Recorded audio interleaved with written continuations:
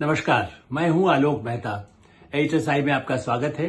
हमारा अनुरोध है कि आप HSI देखें, लाइक करें, सब्सक्राइब करें, मित्रों को, ग्रुप्स को फॉरवर्ड करें और उनसे भी आग्रह करें कि वे भी सब्सक्राइब करें ताकि अधिकाधिक दर्शकों तक हमारी बात नियमित रूप से पहुंच सके और उनकी राय, आपकी राय भी कमेंट्स के रूप में हमको मिल सके। प्रधानमंत्री नरेंद्र मोदी ने राष्ट्रपति डोनाल्ड ट्रंप को खरी खरी सुनाई। बहुत दिनों बाद मौका मिला। सिंदूर ऑपरेशन के बाद राष्ट्रपति ट्रंप कुछ हद तक तो कुछ भी बयान दावा करते रहे।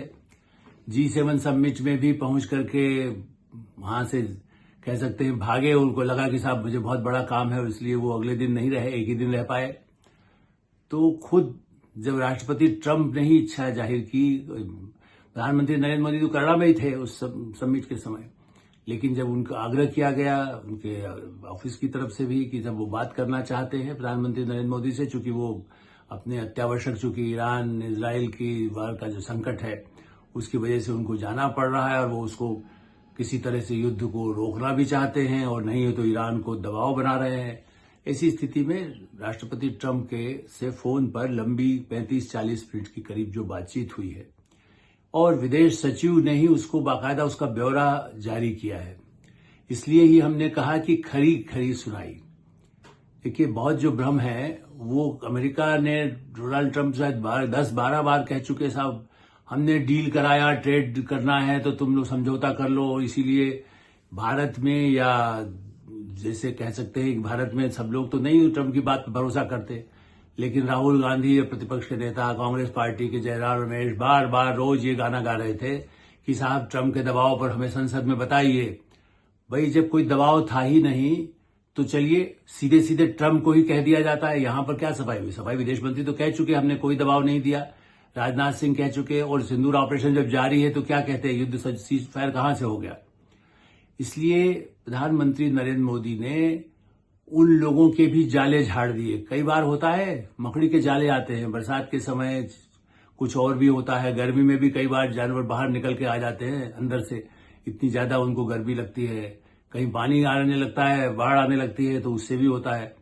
तो कांग्रेस के नेता और प्रतिपक्ष के कई नेता जो विभिन्न प्रदेशों में उछल उछल करके, मैं ये तो नहीं कहूंगा मेंढक की तरह से, लेकिन उछल उछल करके यही टर्रा टर्र कर रहे थे कि दबाव में आ गया, हमें बताओ। यशवंत सिन्हा जो पुराने बुढ़े मतलब नेता है, ठीक है, कई मंत्री रहे थे, बीजेपी के भी साथ रहे, लेकिन उनको कुछ मिल नहीं रहा है लॉलीपॉप, तो वो आज भी यही कह रहे हैं, अरे नहीं कुछ नहीं हुआ, कोई फायदा नहीं हुआ, सिंदूर ऑपरेशन में कुछ नहीं हुआ। सारे उनके हवाई अड्डे नष्ट कर दिए गए। तो इसीलिए राष्ट्रपति ट्रंप को बताया गया कि भारत ने किसी तरह का कोई समझौता इस मुद्दे पर नहीं किया है। भारत आतंकवाद के खिलाफ उनके अब जो भी आतंकी गतिविधि होगी उसका जवाब युद्ध के रूप में ही माना जाएगा।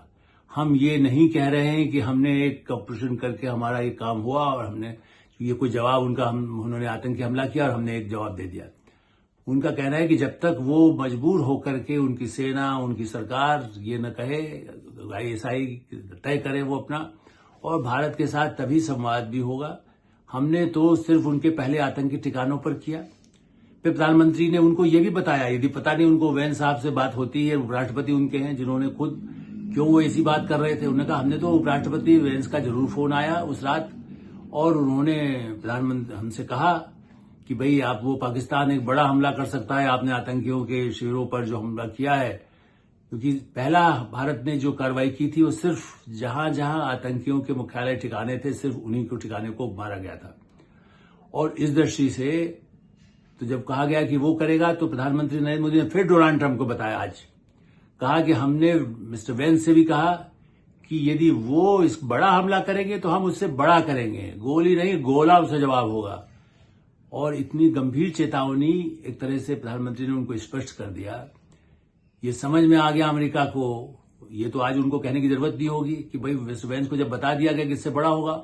और इसीलिए पाकिस्तान को ही जब वेंस ने भी, जो कि वेंस तो बराबर कह रहे हैं कि हमने दोनों पक्षों से बात किया, तो उनको बताया गया कि तुम यदि आगे और हमला करोगे तो फिर तो ठीक नहीं है, चूंकि तुम्हारे हवाई अड्डे पर भी नष्ट करने का, चूंकि तुमने फिर भी बीच में हरकत किया है, यदि शांति चाहते हो तो भारत ने कह दिया वो खुद अपनी तरफ से कहे कि हम अपनी तरफ से कोई गतिविधि नहीं करेंगे, भारत के खिलाफ सैन्य कार्रवाई वाला जो धमकी दे रहे यदि वो चाहते हैं तो वो हमसे बात करें, हमारे सेना के कमांडर से बात करें। और इसलिए पाकिस्तान के कमांडर ने जब बात की हमारे भारत के कमांडर से और ये आग्रह किया कि अब हम उनकी तरफ से कोई सैन्य कार्रवाई अभी नहीं होगी, तो भारत ने भी कहा कि ठीक है, यदि आपकी सैन्य कार्रवाई नहीं हुई तो हमारी नहीं होगी। लेकिन फिर प्रधानमंत्री ने साफ साफ कहा डोनाल्ड ट्रंप को, कोई डील ट्रेड बीच में नहीं आता है, कोई तीसरा मध्यस्थ नहीं रहेगा, हम कोई मध्यस्थता कतई बर्दाश्त नहीं स्वीकार करते हैं। ये मैसेज पूरे विश्व को है। और जैसा मैंने कहा कि टेलीफोन की वार्ता तो कहीं ना कहीं तो रिकॉर्ड हुई होगी ना। ऐसा तो होता नहीं है कि इतने बड़े महत्वपूर्ण नेताओं की बातचीत हो तो वो अपने कार्यालय में अपना रिकॉर्ड न रखें, वहां तो हर चीज रखी होती है, लिखित में भी रहता है। ऐसी स्थिति में ये कोई भारत ने कोई समझौता नहीं किया है। कई लोग अभी देखिए कारगिल के बाद ये हुआ, शिमला के बाद ये हुआ, भाई कोई भी समझौता तो कहाँ है। एक आदमी फोन पर कह रहा है कि हम नहीं लड़ना है, हम कोई आप पर नहीं करेंगे, आप कपे हमें मत मारिए। तो भारत तो कहता ही रहा है, भारत की आज से नहीं नीति है, पिछले 70 साल से यही नीति है, और अब तो प्रधानमंत्री नरेंद्र मोदी कह ही रहे हैं। भाई उन्होंने जब इतने अति कर दी और उसके बाद मासूम लोगों को मारा, तभी भारत ने इस तरह की कार्रवाई की, जिससे कि और अभी भी कहा गया है कि आतंकियों को और आतंकियों के आकाओं को भी नष्ट कर देंगे यदि उन्होंने अपनी गतिविधि बंद नहीं की। इसलिए डोनाल्ड ट्रंप को जो खरी खरी सुनाई है, खरी खोटी भी कह सकते हैं मेरे नजर में, तो क्योंकि डोनाल्ड ट्रंप को वो भाषा समझ में आती है। ये यूक्रेन नहीं है। कुछ लोग मजाक बना रहे थे कि साहब सामने मिलते तो यूक्रेन की तरह, भारत के साथ वो यूक्रेन व्यवहार नहीं कर सकते हैं। यूक्रेन उनके ऊपर निर्भर है, भारत अमेरिका पर निर्भर नहीं है। भारत के साथ आज तो मैंने इवन उस पहलगाम की घटना पर तो चीन ने भी निंदा बरसना ही की है ना। वो ठीक है, उसके हथियार देता है पाकिस्तान को, पाकिस्तान की जमीन पर कब्जा करके रखा हुआ है, उसके जहाज बंदरगाहों पर जब कब्जा कर रखा है, तो चीन की बात अलग है। और अमेरिका से भी वो निर्भर है पाकिस्तान, और अमेरिका भी उसको चीन के विरुद्ध इस्तेमाल कर रहा है। लेकिन भारत किसी के लिए इस्तेमाल होने के लिए, भारत के संबंध रूस से भी है और ईरान से भी है, इसराइल से भी है और चीन से भी है, जापान से तो है ही, जर्मनी से है ही, यूरोप के साथ है, यूरोपीय समुदाय भी। और इसलिए डोनाल्ड ट्रंप से कहा गया कि देखिए, हम आतंक के खिलाफ हमारी लड़ाई है वो जारी रहेगी। तो ये मैसेज भारत के उन नेताओं को जो सांसद, पार्टी के या न सांसद हों, पार्टियों के नेता हों, वो बिहार से लेकर कन्याकुमारी, केरल से लेकर के अरुणाचल और असम और नागालैंड, पूर्वोत्तर क्षेत्र हो, जो भी पूरे देश का, हम राजस्थान में तो लड़ाई लड़ने के लिए इसलिए हम लोग तैयार रहते हैं कि यदि उस तरफ से कोई हमला होता है तो नहीं बर्दाश्त किया जाएगा। ये भारत फिर प्रधानमंत्री स्पष्ट कर दिया है। आप चाहे महाराष्ट्र हो, उसकी सीमा हो, गुजरात की सीमा हो, भारत और पाकिस्तान की सीमा इतनी लंबी चौड़ी है जिसमें भारत को अपनी सुरक्षा का अपना प्रबंध है और भारत की सेना सक्षम है। इस लड़ाई में भी भारत ने दिखा दिया है कि भारत के किसी भी, आप देखिए हमारा कोई किसी सैन्य का, हमारे पायलट का भी कोई नुकसान नहीं हुआ। ठीक है, यदि हमारा कोई विमान गिर भी गया हो तो पायलट तो नहीं मारा गया। पायलट पर भी लाखों करोड़ों रुपया खर्च होता है। पायलट के लिए हम सबकी शक्ति लगी होती है, उसके पीछे पूरे भारत का 140 करोड़ जनता होती है। तो डोनाल्ड ट्रंप को खरी खरी सुनाने वाले शायद और कोई देश ऐसा नहीं, यूरोप का देश भी उस तरह खरी खरी नहीं सुनाता। हम जानते हैं कि यूरोप भी, वैसे आजकल यूरोप से भी ठरी हुई है, क्योंकि वो यूरोप को भी उसने धमकी दिया कि यूक्रेन वाले मामले में हम जो कहते हैं हम चाहते हैं, यूक्रेन को भी उसने उनसे कहा कि इतना खनिज दे दीजिए तब हम आपका साथ देंगे। भारत के साथ नहीं, भारत हाँ विपक्षी। तो इसीलिए डोनाल्ड ट्रंप ने आग्रह किया कि क्या आप आ सकते हैं। फोन पर बातचीत से भी उनको लगा कि नहीं, मैं खुशामद कुछ तो प्रार्थना कर लूं। उन्होंने कहा कि नहीं, मेरा जो कार्यक्रम पहले से तय है, मुझे अगले डेस्टिनेशन पर जहां मेरा तय है जाना, इसलिए इस समय तो मेरा आना संभव नहीं है। मेरे कार्यक्रम और भी सब तय है। हाँ, हम जल्दी मिलेंगे आपको। क्वेट जो फिर एक अंतर्राष्ट्रीय सम्मेलन भारत में होने वाला है और उसमें अमेरिका की भी भूमिका होती है, तो उन्होंने भारत ने कहा कि आप भारत आइए। देखिए, हम दुश्मन को भी, जो परंपरा है महाभारत काल से कि आप हमारे आए शांति की बात करने के लिए, चाहे मुशर्रफ आए हों, चाहे नवाज शरीफ आए या चीन के राष्ट्रपति आए शी जिनपिंग, भारत उनको स्वागत करने के लिए तैयार रहता है।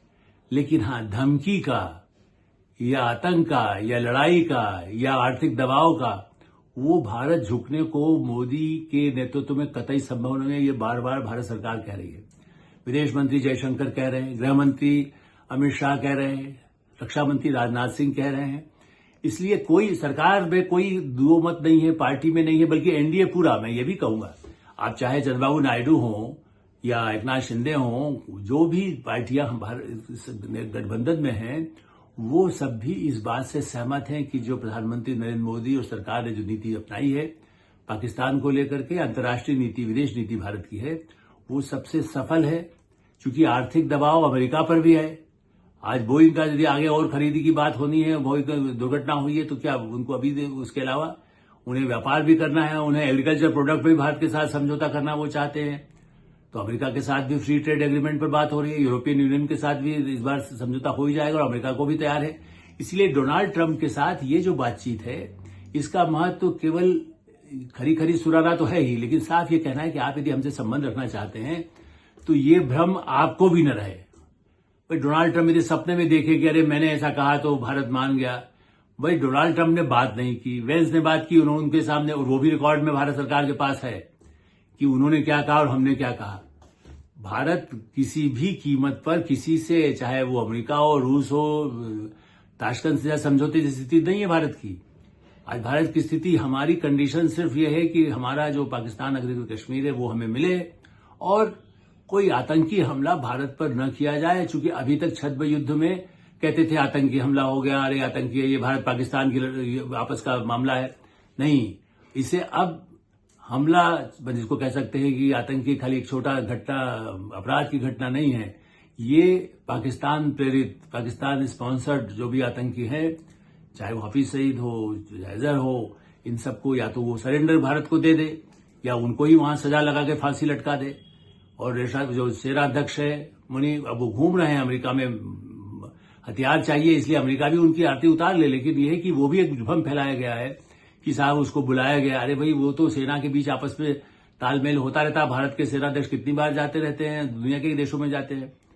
वो अपने आप यदि वहां गया है, उसके बाद भी तो कहा देखिए साहब उसको बुला लिया है। अब उन्होंने साफ, उनकी सरकार ने स्पष्ट किया, प्रशासन ने अमेरिकी, कि हमने कोई निमंत्रण परेड के लिए जो क्या होना है, सेना की परेड जिसपे ट्रंप, बल्कि उस पर भी मजाक बन रहा है, जो उसका भी विरोध हो रहा है कि ये सेना का परेड क्यों करा रहे हैं, वहां पहले व्हाइट हाउस से कभी नहीं हुई है।